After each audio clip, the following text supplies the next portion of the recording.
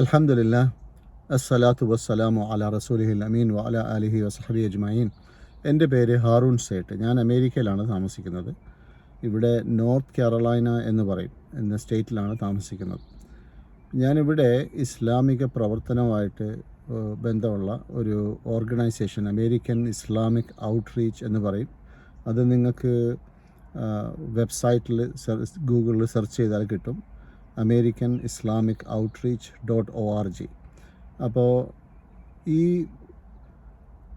ഓർഗനൈസേഷനിൽ ഏകദേശം 10-14 കൊല്ലമായിട്ട് ഞാൻ ബന്ധമുണ്ട്, അതുമായിട്ട് ബന്ധപ്പെട്ട് വർക്ക് ചെയ്യുന്നുണ്ട്. അപ്പോൾ ഇതിനകത്ത് വർക്ക് ചെയ്യുമ്പം കുറേയധികം ആൾക്കാരെ ഇവിടെ ഇസ്ലാമിലേക്ക് വരുന്നതായിട്ട് ഞാൻ കണ്ടിട്ടുണ്ട്, നേരിട്ട് കണ്ടിട്ടുണ്ട്. പലർക്കും ഞാൻ ഷഹാദ കലിമ ചൊല്ലി കൊടുത്തിട്ടുണ്ട്. അപ്പോൾ ഇവിടുത്തെ ഒരു കാര്യം ഞാൻ കാണുന്നത്, ഇവിടെ ആൾക്കാർക്ക് ഇസ്ലാമിലേക്ക് വരാൻ ഒരു ആൾ തീരുമാനിച്ചു കഴിഞ്ഞാൽ അവർക്കിവിടെ ഫാമിലി തലത്തിൽ ചെറിയ ചെറിയ ബുദ്ധിമുട്ടുകളൊക്കെ ഉണ്ട്. എന്നാലും നമ്മുടെ നാട്ടിൽ കമ്പയർ ചെയ്യുമ്പോഴത്തേക്ക് ഇവിടെ അങ്ങനെയുള്ള വലിയ പ്രശ്നങ്ങളില്ല. ഇവിടെ എളുപ്പമാണ്, താരതമ്യേന കമ്പാരിറ്റീവ്ലി ഇവിടെ എളുപ്പമാണ്. അതായത് ഒരാൾ തീരുമാനിച്ചു, അല്ലെങ്കിൽ ഒരു സ്ത്രീ, ഒരു പെൺകുട്ടി തീരുമാനിച്ചു ഇസ്ലാമിലേക്ക് വരാൻ, അവർക്ക് അത് വരാനുള്ള തടസ്സങ്ങൾ വളരെ കുറവാണ്. കാര്യം ഇവിടെ എല്ലാവരും അവരവരുടെ സ്വന്തം ഇഷ്ടപ്രകാരമാണ് കാര്യങ്ങൾ ചെയ്യുന്നത്. ഒരു പ്രായം എത്തിക്കഴിഞ്ഞാൽ, ഒരു ടീനേജ് ആയിക്കഴിഞ്ഞാൽ പിന്നെ അവർക്ക് അവരവരുടേതായ തീരുമാനങ്ങളുണ്ട്. അവരുടേതായ വഴി കണ്ടെത്താനും ആ വഴിയിൽ സഞ്ചരിക്കാനുള്ള സ്വാതന്ത്ര്യമുണ്ട്. കുറച്ചൊക്കെ വീട്ടിൽ നിന്ന് ബുദ്ധിമുട്ടുണ്ടാവുമെങ്കിലും ലാർജ്ലി അത് വളരെ ചെറിയ തരത്തിലുള്ള തടസ്സങ്ങളേ ഉള്ളൂ. ഓക്കെ, ഞാൻ ഈ അടുത്ത് നമ്മുടെ നാട്ടിലെ, കേരളത്തിലെ പല ആൾക്കാരുടെയും അവരുടെ ഇസ്ലാമിലേക്കുള്ള സഞ്ചാരം, ഓക്കെ, അതിനകത്ത് ഞാൻ കുറേ പെൺകുട്ടികളുടെ, സ്ത്രീകളുടെ കേട്ടു കഥകൾ. അതുപോലെ തന്നെ പുരുഷന്മാരുടെ കഥകളും കേട്ടു. ഇതിനകത്തൊക്കെ ഒരു കാര്യം മനസ്സിലായത്, വളരെയധികം തടസ്സങ്ങൾ അവർക്ക് നേരിടേണ്ടി വന്നു. അവരുടെ വീട്ടിൽ നിന്നും, അവരുടെ ബന്ധുമിത്രാദികൾ, സ്വന്തം വീട്ടിലുള്ള മാതാപിതാക്കൾ, സഹോദരന്മാർ, സഹോദരിമാർ, അവരുടെ നിന്നൊക്കെ ഇവർക്ക് വളരെയധികം ബുദ്ധിമുട്ടുകൾ സഹിക്കേണ്ടി വന്നു. പിന്നെ നാട്ടിൽ പല തരത്തിലുള്ള ബുദ്ധിമുട്ടുകൾ വേറെയും ഉണ്ടായി. ഓക്കെ, ഇതെല്ലാം ഉണ്ടായിട്ടും പലരും അതിനെ അവഗണിച്ച് അല്ലെങ്കിൽ ക്ഷമിച്ച് അവർ ഇസ്ലാമിലേക്കുള്ള അവരുടെ ജേണി, അവരുടെ യാത്ര അവർ അത് കംപ്ലീറ്റ് ചെയ്തു. ഓക്കെ, ഇതിനകത്ത് ചിലർ ഒരു പക്ഷേ ഞാനിത് ഈ വീഡിയോ ഉണ്ടാക്കാനുള്ളൊരു കാരണം, ഇതിനകത്ത് കുറേയധികം ആൾക്കാർ, അതായത് പല തരത്തിലുള്ള പല മതങ്ങളിലുള്ള ആൾക്കാർ, ഓക്കെ, അതിനകത്ത് പെൺകുട്ടികളുണ്ടാവാം, ആണുങ്ങളുണ്ടാവാം. അവർ ഇസ്ലാം ആണ് ശരി, ഖുർആൻ ആണ് ശരി, ഇതാണ് ഏകദൈവ വിശ്വാസത്തിൻ്റെ ഫൗണ്ടേഷൻ. പ്രാക്ടീസിൽ ഈവൻ നമ്മുടെ ക്രിസ്തു മതം പുസ്തകങ്ങളിൽ, എസ്പെഷ്യലി നമ്മുടെ ഓൾഡ് ടെസ്റ്റമെൻറ്റിൽ 10 കമാൻഡ്മെൻറ്റ്സിൽ തുടക്കത്തിൽ പറയുന്നൊരു കാര്യം, നിങ്ങൾ ഈ ദൈവമല്ലാതെ വേറെ ആരുടെയും മുമ്പിൽ തല കുനിക്കരുത്, വിഗ്രഹങ്ങൾ ഉണ്ടാക്കരുത്, ഭൂമിയുടെ മുകളിലും വെള്ളത്തിൻ്റെ താഴെയും ആകാശത്തും ഒന്നിൻ്റെ വിഗ്രഹങ്ങൾ ഉണ്ടാക്കാൻ പാടില്ല എന്ന് ആദ്യമായിട്ട് പറയുന്നത് 10 കമാൻഡ്മെൻറ്റ്സിലെ ഫസ്റ്റ് കമാൻഡ്മെൻറ്റാണ്. പക്ഷേ നമ്മൾ പ്രാക്ടീസിൽ നോക്കുമ്പോൾ അത് അവിടെ കാണുന്നില്ല. അവിടെ നമ്മൾ കാണുന്നത് ട്രിനിറ്റിയാണ്, ത്രിയേകത്വം. അതായത് Jesus, father, son and holy ghost. അപ്പോൾ അവിടെ 3 ദൈവങ്ങളാണ് കാണുന്നത്, 3ആയിട്ടാണ് നമ്മൾ കാണുന്നത്. നമ്മളവിടെ യേശു ക്രിസ്തുവിനെ, ജീസസിനെ ദൈവത്തിനോട് പ്രാർത്ഥിക്കുന്നതായിട്ട് നമ്മൾ കാണുന്നു. അപ്പോൾ ഈ യേശു ക്രിസ്തു ഏത് ദൈവത്തോടാണ് പ്രാർത്ഥിക്കുന്നത്, അതാണ് ദൈവം എന്ന് ഇസ്ലാം പഠിപ്പിക്കുന്നു. കാര്യം എല്ലാ മതങ്ങളും, എല്ലാ പ്രവാചകന്മാരും, നമ്മുടെ ഖുറാനിലെ 25 പ്രവാചകന്മാർ ഖുറാൻ പറയുന്നുണ്ട്. അതേപോലെ തന്നെ നമ്മുടെ പഴയ നിയമത്തിലും കുറേയധികം പ്രവാചകന്മാരുടെ കാര്യങ്ങൾ പറയുന്നുണ്ട്. ഈ അധികം പ്രവാചകന്മാരും നമ്മുടെ ഖുർആനിലും കാണാം. ദാവൂദ് ആയാലും സോളമൻ ആയാലും ജേക്കബ് ആയാലും ജോസഫ് ആയാലും കുറേയധികം പ്രവാചകന്മാർ നമുക്ക് ഖുറാനിലും കാണാം. അപ്പോൾ ഖുറാൻ എടുത്ത് പറയുന്നൊരു കാര്യം, all these prophets, okay, every single prophet, അവരെല്ലാവരും ജനങ്ങളോട് പറഞ്ഞത്, നിങ്ങൾ നമ്മുടെ എല്ലാവരുടെയും സൃഷ്ടാവായ പടച്ചവനെ, നമ്മുടെ എല്ലാവരുടെയും സൃഷ്ടാവായ ദൈവത്തിനെ, ഓക്കെ, അത് നമ്മൾ മലയാളത്തിൽ ദൈവം എന്ന് പറയാം, അല്ലെങ്കിൽ ഈശ്വരൻ എന്ന് പറയാം, അല്ലെങ്കിൽ നമ്മുടെ ഇംഗ്ലീഷിൽ ഗാഡ് എന്ന് പറയുന്നു, ഉറുദുവിലാണെങ്കിൽ ഹുദ എന്ന് പറയുന്നു, പിന്നെ പല തരത്തിലുള്ള ലാംഗ്വേജിൽ പോയാൽ അത് അവരവർ ദൈവത്തിന് ദൈവം എന്നുള്ളതിൻ്റെ ട്രാൻസ്ലേഷൻ പലതരത്തിലും കാണാം. പക്ഷേ ഇതെല്ലാം goes back to one single god. അള്ളാഹ് എന്ന് നമ്മൾ ഖുർആൻ പരിചയപ്പെടുത്തുന്നത് ഒരു മുസ്ലിങ്ങളുടെ മാത്രമായ ഒരു ദൈവമല്ല, അത് അറബിയിൽ ഗാഡ് എന്നതിൻ്റെ ഒരു വാക്കാണ്. അൽ ഇലാഹ് എന്ന് പറയും, അതായത് the deity, okay, the God. അപ്പോൾ ക്രിസ്തു മതത്തിൽ, നമ്മുടെ പുസ്തകത്തിൽ, ഓൾഡ് ടെസ്റ്റമെൻറ്റിൽ നമുക്ക് കാണാം ഏകദൈവവിശ്വാസം. ഇതേപോലെ തന്നെ ഹിന്ദു പുരാണങ്ങളിൽ, വേദങ്ങളിലൊക്കെ പോയാൽ അവിടെയും ഒക്കെ നമുക്ക് കാണാം ഏകദൈവവിശ്വാസം. പക്ഷേ പ്രാക്ടീസിൽ വരുമ്പം പല അധികം കാര്യങ്ങളും എല്ലാം മിക്സ് ചെയ്താണ് കിടക്കുന്നത്. അപ്പോൾ ഫോർ എക്സാമ്പിൾ, നമ്മൾ if we go back to Bible, പലരും ഇവിടെ ക്രിസ്തു മതത്തിലുണ്ടായിരുന്ന ആൾക്കാർ പലരും ഇസ്ലാമിലേക്ക് വരുമ്പം അവർ പറയുന്നൊരു കാര്യം, ഞാൻ ബൈബിളിനെ വളരെ ശ്രദ്ധിച്ച് വായിച്ചു, വളരെ കെയർഫുള്ളായിട്ട് വായിച്ചപ്പം പിന്നെയും എനിക്ക് കൂടുതൽ കൺഫ്യൂഷൻ ഉണ്ടായി. കാര്യം ഓൾഡ് ടെസ്റ്റമെൻറ്റിൽ പറയുന്ന കാര്യങ്ങളല്ല പിന്നെ ന്യൂ ടെസ്റ്റമെൻറ്റിൽ Matthew, Mark, Luke and John എന്നുള്ള സുവിശേഷങ്ങളിൽ പറയുന്നു. പിന്നെ അത് കഴിഞ്ഞിട്ട് സെയിൻറ്റ് പോളിൻ്റെ പുസ്തകങ്ങൾ വായിക്കുമ്പം സെയിൻറ്റ് പോൾ പറയുന്ന കാര്യങ്ങൾ വേറെ. അപ്പോൾ ഇതെല്ലാം കൂടുതൽ കൺഫ്യൂഷൻ ഉണ്ടാക്കുന്നു. അത് കാരണമായിട്ട് ഒരു തരത്തിലും വിശ്വാസം ഉറപ്പിക്കാൻ പറ്റാത്തൊരു കണ്ടീഷനിലായി.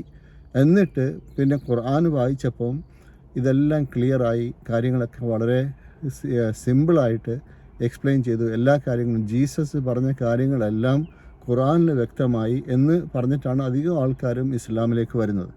അപ്പോൾ ഞാൻ ഇതുപോലെ തന്നെയാണ് ഹിന്ദു മതം ഫോളോ ചെയ്ത ആൾക്കാരും ഇവിടെ ഇഷ്ടംപോലെ ആൾക്കാർ ഇസ്ലാമിലേക്ക് വന്നിട്ടുണ്ട്. എനിക്ക് നേരിട്ട് പരിചയമുള്ള ആൾക്കാർ ഇവിടെയുണ്ട്, ഞാൻ താമസിക്കുന്ന സിറ്റിയിലുമുണ്ട്. അപ്പോൾ ഞാൻ ഈ വീഡിയോ ഉണ്ടാക്കാനുള്ളൊരു പ്രത്യേകിച്ച് കാരണം എന്താണെന്ന് വെച്ചാൽ, നിങ്ങൾ ഒരു പക്ഷേ ഇസ്ലാമിനെക്കുറിച്ച് പഠിക്കാൻ ഓൾറെഡി ശ്രമിക്കുന്നുണ്ടാവാം, ഇസ്ലാമിനെക്കുറിച്ച് ചിലപ്പോൾ റിസർച്ച് ചെയ്യുന്നുണ്ടാവാം. നിങ്ങളുടെ റിസർച്ച് ചിലപ്പോൾ ഒരുപക്ഷെ തുടങ്ങുമായിരിക്കും, ഒരുപക്ഷെ നിങ്ങൾ റിസർച്ചിൻ്റെ ഏകദേശം പകുതിയിലെത്തി കാണും, അല്ലെങ്കിൽ നിങ്ങൾ ഒരുപക്ഷെ റിസർച്ച് കഴിഞ്ഞ് കാണും. നിങ്ങൾക്ക് ഒരു ഉറപ്പ് വന്ന്, അതായത് ഇസ്ലാമാണ് ശരി, ഖുർആനാണ് ശരി, പ്രവാചകൻ മുഹമ്മദ് നബി സല്ലല്ലാഹു അലൈഹി വസല്ലം, അള്ളാഹുവിൻ്റെ സമാധാനവും അദ്ദേഹത്തിൻ്റെ പുറത്തുണ്ടാകട്ടെ. നമ്മളിത് എല്ലാ പ്രവാചകന്മാരുടെ, അതായത് ദാവൂദ്, സുലൈമാൻ, ഈസ, മൂസ, ഇബ്രാഹിം, എബ്രഹാം, ഇതെല്ലാം നമ്മൾ ഏത് പ്രവാചകൻ്റെ പേര് നമ്മൾ കേട്ടാലും നമ്മൾ അതിൻ്റെ കൂടെ നമ്മൾ പറയും അലൈഹിസ്സലാം. അറബിയിൽ അലൈഹിസ്സലാം എന്ന് പറയും. അതിൻ്റെ അർത്ഥം അദ്ദേഹത്തിൻ്റെ പുറത്ത്, അവരുടെ പുറത്ത് ദൈവത്തിൻ്റെ സമാധാനം ഉണ്ടാകട്ടെ എന്ന് നമ്മൾ പറയും. അപ്പോൾ ഈ നിങ്ങളുടെ റിസർച്ച് ഇൻ കേസ് പൂർണ്ണമായി, പക്ഷെ നിങ്ങളിപ്പം ഒരു അവസ്ഥയിലാണ്, അതായത് എനിക്ക് മനസ്സിലായി ഇസ്ലാമാണ് ശരി, എനിക്ക് മനസ്സിലായി ഇസ്ലാമിൽ ജാതി മത ഭേദങ്ങൾ, അതായത് ഒരു തരത്തിലുള്ള ഈ ഡിഫറെൻറ്റ് ഹൈറാർക്കി ഇല്ല, എല്ലാവരും ഈക്വലാണ്, ഇസ്ലാമാണ് ശരി എന്ന് നിങ്ങൾക്ക് ഉറപ്പായി. ഇതാണ് ഒരു മനുഷ്യൻ, സ്വാതന്ത്ര്യമുള്ളൊരു മനുഷ്യൻ അല്ലെങ്കിൽ ഒരു സ്ത്രീ പുരുഷൻ അവർ ഫോളോ ചെയ്യേണ്ട ഏക ദൈവത്തിലേക്ക് എത്താനുള്ള പാത ഇതാണ്, എല്ലാ പ്രവാചകന്മാരും പഠിപ്പിച്ച കാര്യം ഇതാണ് എന്ന് നിങ്ങൾക്ക് ഉറപ്പായെന്ന് വിചാരിക്കട്ടെ. എന്നിട്ട് ഇപ്പം നിങ്ങൾ ഒരുപക്ഷെ നിൽക്കുന്ന സ്ഥിതി, ഇനി ഞാൻ എന്ത് ചെയ്യും? അതായത് ഞാൻ ഇനി ഇപ്പം മതം മാറിയാൽ, ഇസ്ലാമിലേക്ക് വന്നാൽ എനിക്ക് വളരെയധികം കഷ്ടപ്പാടുകൾ, ബുദ്ധിമുട്ടുകൾ വരാൻ ചാൻസ് ഉണ്ട്, എൻ്റെ വീട്ടുകാരെന്നെ പുറത്താക്കും, ഇങ്ങനെയുള്ള പല വേവലാതികളും നിങ്ങൾക്കുണ്ടാവാം, നാച്ചുറലായിട്ടുണ്ടാവാം. ഓക്കെ, പക്ഷേ ഇവിടെ എനിക്കൊരു കാര്യം പറയാനുള്ളത്, ഒരു കാര്യമുള്ളത്, നമ്മുടെ പടച്ചോൻ, നമ്മുടെ റബ്ബ്, നമ്മുടെ ദൈവം, അവരാണ് ഏറ്റവും വലിയ ശക്തിയുള്ളവൻ. ഓക്കെ, നമ്മൾ ഇപ്പോൾ ഇസ്ലാമിൻ്റെ അതായത് 1450 കൊല്ലം മുമ്പ് പ്രവാചകൻ മുഹമ്മദ് സല്ലല്ലാഹു അലൈഹി വസല്ലം മക്കയിൽ ഈ പ്രബോധനം തുടങ്ങിയ സമയത്ത് നമ്മുടെ അവിടുത്തെ അവസ്ഥ നമ്മുടെ നാട്ടിലെ അവസ്ഥ തന്നെയായിരുന്നു. അതായത് വിഗ്രഹാരാധന, പല ദൈവങ്ങളെ വിളിച്ചുള്ള പ്രാർത്ഥന, പലതരത്തിലുള്ള സാമൂഹിക അതായത് ഇൻജസ്റ്റിസ്, ഇതെല്ലാം അവിടെ കാര്യമായിട്ട് നടക്കുന്ന സ്ഥലമായിരുന്നു. അറബിയിൽ നമ്മുടെ ഇസ്ലാമിക് ഹിസ്റ്ററിയിൽ പറയുന്നത് അവിടുത്തെ അവസ്ഥ ജാഹിലിയ എന്ന് പറയും. ജാഹിലിയ എന്ന് പറയുമ്പോഴത്തേക്ക് ഇഗ്നറൻസ്, ഓക്കെ, ഇഗ്നറൻസിൻ്റെ ഒരു വലിയൊരു കേന്ദ്രമായിരുന്നു, ഒരു സ്ഥലമായിരുന്നു ആ സമയം. എസ്പെഷ്യലി മക്കയും അതേപോലെ തന്നെ ആ കാലഘട്ടവും ജാഹിലിയ എന്ന് പറയും. അതായത് ഇഗ്നറൻസിൻ്റെ ഒരു സ്ഥലമായിരുന്നു, സമയമായിരുന്നു. അപ്പോൾ ഈ സമയത്താണ് പ്രവാചകൻ മുഹമ്മദ് സല്ലല്ലാഹു അലൈഹി വസല്ലം ഈ അള്ളാഹു ഏഞ്ചൽ ഗബ്രിയേൽ വഴി നമ്മുടെ ബൈബിളിൽ പറയുന്ന ഏഞ്ചൽ ഗബ്രിയേൽ വഴി പ്രവാചകൻ മുഹമ്മദ് സല്ലല്ലാഹു അലൈഹി വസല്ലമിന് ഈ മെസ്സേജ് എത്തിക്കുന്നത്. അതായത് നിങ്ങളൊരു പ്രവാചകനായി എടുക്കപ്പെട്ടിരിക്കുന്നു. അതായത് ഈസായെ പോലെ, ജീസസിനെ പോലെ, മോസസിനെ പോലെ ഒരു പ്രവാചകനായി നിങ്ങളെ എടുത്തിരിക്കുന്നു. നിങ്ങൾ ഈ മെസ്സേജ് എല്ലാവർക്കും എത്തിക്കുക എന്ന് പറഞ്ഞു. ഒരു വ്യത്യാസമുള്ളത്, പ്രവാചകൻ മുഹമ്മദ് ഒരു ലോക പ്രവാചകനാണ്. അതായത് ഖുർആൻ എടുത്ത് പറയുന്നത് ഒക്കെ ഇന്ന അർസൽനാക്ക കാഫത്തൻ ലിന്നാസ്, അറബിയിൽ പറഞ്ഞത് നിങ്ങളെ ഞാൻ അയച്ചിരിക്കുന്നത് ലോകത്തെമ്പാടുമുള്ള എല്ലാ മനുഷ്യർക്കുമുള്ള ഒരു പ്രവാചകനാണ്. ഇതിനു മുമ്പ് വന്നിട്ടുള്ള പ്രവാചകന്മാർ, അതായത് ജീസസ് ആയാലും നമ്മുടെ മോസസ് ആയാലും, ഇവരെല്ലാം ബനി ഇസ്രായേൽ, അതായത് ഇസ്രായേൽ സന്തതികൾക്ക് വേണ്ടി മാത്രം വന്ന. അപ്പോൾ ഓരോ ഇപ്പോൾ ലോട്ട് എന്ന് പറഞ്ഞാൽ നമ്മൾ ഇംഗ്ലീഷിൽ പറയും, ലോട്ട് നബി പ്രവാചകൻ ഒരു പ്രത്യേക അവരുടെ ഒരു ഗ്രൂപ്പ് ആൾക്കാർക്ക് വേണ്ടി വന്ന പ്രവാചകനാണ്. പക്ഷേ പ്രവാചകൻ മുഹമ്മദ് അങ്ങനെയല്ല. ലോകത്തിലുള്ള എല്ലാ മനുഷ്യവാസികൾക്കും, അത് അമേരിക്കയിലായാലും ഓസ്ട്രേലിയയിലായാലും റഷ്യയിലായാലും ചൈനയിലായാലും എവിടെ ജനങ്ങളുണ്ടോ, എവിടെ മനുഷ്യനുണ്ടോ, അവർക്കെല്ലാവർക്കും വേണ്ടി വന്നിരിക്കുന്ന ഒരു പ്രവാചകനാണ് പ്രവാചകൻ മുഹമ്മദ്. ഓക്കെ, അപ്പോൾ ഈ പ്രവാചകൻ മുഹമ്മദ് വന്ന സമയത്ത് മക്കയിൽ ഈ പ്രബോധനം ആരംഭിച്ച സമയത്ത് വളരെയധികം ബുദ്ധിമുട്ടുകൾ സഹിച്ചു വന്നു. ഒന്ന് പ്രവാചകന് സഹിക്കേണ്ടി വന്നു, പക്ഷേ പ്രവാചകന് കുറേയധികം ഫാമിലി ബാക്കപ്പ് ഉണ്ടായിരുന്നത് കൊണ്ട് ആദ്യമൊന്നും ആൾക്കാർ അത്ര അധികം അതായത് ഫിസിക്കൽ ആയിട്ട് അറ്റാക്ക് ചെയ്യാൻ സാധിച്ചില്ല. പക്ഷേ അവിടെ ഉണ്ടായിരുന്ന കുറേയധികം ആൾക്കാർക്ക്, ബിലാൽ എന്ന് പറയുന്ന ഒരു വ്യക്തി എത്യോപ്യയിൽ നിന്നുള്ള ഒരു സ്ലേവ് ആയിരുന്നു. ഇതേപോലെ സ്ട്രെങ്ത് കുറവുള്ള അല്ലെങ്കിൽ ഫാമിലി ബാക്കിംഗ് കുറവുള്ള ആൾക്കാർക്ക് വളരെയധികം ബുദ്ധിമുട്ടുകൾ സഹിക്കേണ്ടി വന്നു. ഇത് ഇസ്ലാമിക് ഹിസ്റ്ററി വായിച്ചാൽ കാര്യങ്ങൾ മനസ്സിലാവും. അപ്പം ഞാൻ പറഞ്ഞു വരുന്നതെന്ന് വെച്ചാൽ, നിങ്ങളൊരു പക്ഷേ ഇസ്ലാം ശരിയാണ്, ഇസ്ലാമാണ് ഫോളോ ചെയ്യേണ്ടത്, മനുഷ്യർക്ക് എല്ലാവർക്കും ഫോളോ ചെയ്യേണ്ട പടച്ചവൻ്റെ ഇൻസ്ട്രക്ഷൻസ് ക്ലിയറായിട്ട് പറയുന്ന ഗ്രന്ഥം ഖുർആനാണ്. പ്രവാചകൻ മുഹമ്മദ് ആണ് നമുക്ക് വന്നിരിക്കുന്ന ലാസ്റ്റ് പ്രോഫറ്റ്. ഈ പ്രോഫറ്റ് പഴയ പ്രോഫറ്റ്സിനെ ഒന്നും തള്ളി പറയുന്നില്ല. അതായത് ജീസസിനെ ആയാലും മോസസിനെ ആയാലും ഒരു പ്രവാചകനെയും പ്രവാചകൻ മുഹമ്മദ് തള്ളി പറയുന്നില്ല. പക്ഷേ ഓൺ ദ കോൺട്രറി ഖുർആനിൽ അവരെയൊക്കെ റെസ്പെക്റ്റ് ചെയ്യാനും അവരുടെയൊക്കെ കഥകളും അവരുടെ എല്ലാം ബുദ്ധിമുട്ട്, അതായത് ഈ പഴയ പ്രവാചകന്മാരുടെ ഇതിനു മുമ്പ് വന്ന പ്രവാചകന്മാർ, പ്രോഫറ്റ് ജീസസ് കഴിഞ്ഞിട്ട് അടുത്ത വന്ന പ്രവാചകനാണ് പ്രവാചകൻ മുഹമ്മദ്. അതായത് ജീസസ് വന്നിട്ട് ഏകദേശം 600 വർഷം കഴിഞ്ഞിട്ടാണ് പ്രവാചകൻ മുഹമ്മദ് വരുന്നത്. അപ്പോൾ ഈ ഖുർആനിൽ പറയുന്ന കാര്യങ്ങൾ ഈ പഴയ പ്രവാചകന്മാരെ എല്ലാം, ഇതിനു മുമ്പ് വന്നിട്ടുള്ള എല്ലാ പ്രവാചകന്മാരെയും വളരെയധികം റെസ്പെക്റ്റ് ചെയ്യാനും അവരുടെ കഥകൾ നമ്മൾ മനസ്സിലാക്കി അവരുടെ ചര്യകളും ഫോളോ ചെയ്യാനും അവരെ റെസ്പെക്റ്റ് ചെയ്യാനും എന്നാണ് നമ്മളെ പഠിപ്പിക്കുന്നത്. അപ്പോൾ അതുകൊണ്ട് ഖുർആൻ ആരെയും, ഇപ്പോൾ ഒരു ക്രിസ്ത്യാനി ഒരു മുസ്ലിം ആകുകയാണെങ്കിൽ അയാൾക്ക് അല്ലെങ്കിൽ അവൾക്ക് ഒരിക്കലും ജീസസിനെ തള്ളി പറയുന്നത് കേൾക്കേണ്ട ആവശ്യം വരില്ല, ഒരു ഘട്ടം വരത്തില്ല. ജീസസ് എന്ന് നമ്മൾ പറയുമ്പം നമ്മൾ അതിൻ്റെ കൂടെ പറയും അലൈഹിസ്സലാം, അദ്ദേഹത്തിൻ്റെ പുറത്ത് അള്ളാഹുവിൻ്റെ ദൈവത്തിൻ്റെ സമാധാനം ഉണ്ടാകട്ടെ. ഇതുപോലുള്ള റെസ്പെക്റ്റാണ് കിട്ടുന്നത്. ഞാൻ പറഞ്ഞു വരുന്നത്, നിങ്ങൾ ഇസ്ലാമിലേക്ക് വരാൻ തയ്യാറാവുമ്പോൾ നിങ്ങളുടെ മനസ്സിൽ ഈ പറഞ്ഞ ഒരു ഭയം, അതായത് എന്ത് സംഭവിക്കും, എന്നെ ഫാമിലി പുറത്താക്കുമോ, എൻ്റെ നാട്ടുകാരെ എന്നെ പഴി പറയുമോ, എനിക്ക് വേറെ എന്തെങ്കിലും ബുദ്ധിമുട്ട് വരുമോ, ഇതൊരു സംഭവം ഇതൊരു പരീക്ഷണമാണ്. ഇതൊരു പരീക്ഷണം ദൈവത്തിൻ്റെ ഭാഗത്തു നിന്നാണെന്ന് തന്നെ വിചാരിക്കുക. നമ്മുടെ ഈമാൻ, അതായത് നമ്മുടെ വിശ്വാസം എത്രത്തോളം ഉണ്ടെന്നുള്ള ഒരു അരക്കൽ, അതായത് ഒരു പറയുമല്ലോ യാർഡ് സ്റ്റിക്ക്, അത് നമുക്ക് തരണം ചെയ്യേണ്ടി വരും. പക്ഷേ ഇവിടെ ഒരു കാര്യമുള്ളത്, ഞാൻ പല ആൾക്കാരുടെയും കഥകൾ, ഇസ്ലാമിലേക്ക് വന്ന പല ആൾക്കാരുടെയും കഥകൾ കേൾക്കുമ്പം അവർ പറയുന്നത് അവർക്ക് ഈ ബുദ്ധിമുട്ടുകളൊക്കെ വന്നിട്ടുണ്ട്. പക്ഷേ അവിടെയൊക്കെ അവർക്ക് ഈ അള്ളാഹുവിൻ്റെ സഹായം കൂടെ ഉണ്ടെന്നുള്ള ആ ദീർഘവിശ്വാസം അവരെ ഈ ബുദ്ധിമുട്ടിൽ നിന്നൊക്കെ അവർക്ക് വളരെയധികം സമാധാനം നൽകി. അവർക്കൊരു മനസ്സിലൊരു ചങ്കൂറ്റം ഓൾവേസ് ഉണ്ടായിരുന്നു. അങ്ങനെ ഒരു എന്ത് വന്നാലും എൻ്റെ കൂടെ എൻ്റെ ദൈവമുണ്ട്, എന്നെ സൃഷ്ടിച്ച പടച്ചവൻ എൻ്റെ കൂടെ ഉണ്ടെന്നുള്ള ആ ഒരു ഉറച്ച വിശ്വാസം ഉണ്ടായിരുന്നു.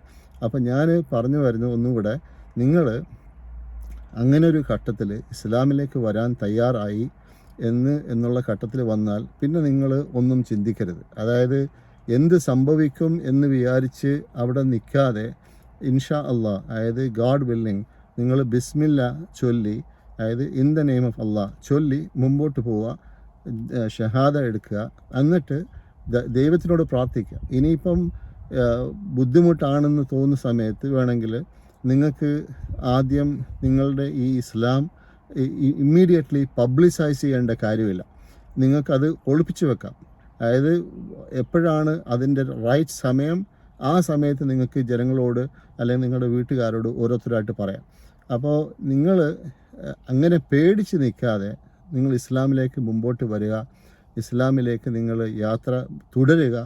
വന്നു കഴിഞ്ഞാൽ നിങ്ങൾക്ക് മനസ്സിലാകും ഈ ലൈഫിൻ്റെ ആ ഒരു സ്വീറ്റ്നെസ്, ആ ഈമാൻ്റെ, ആ ബിലീഫിൻ്റെ ഒരു സ്വീറ്റ്നെസ് നിങ്ങൾക്ക് മനസ്സിലാവും.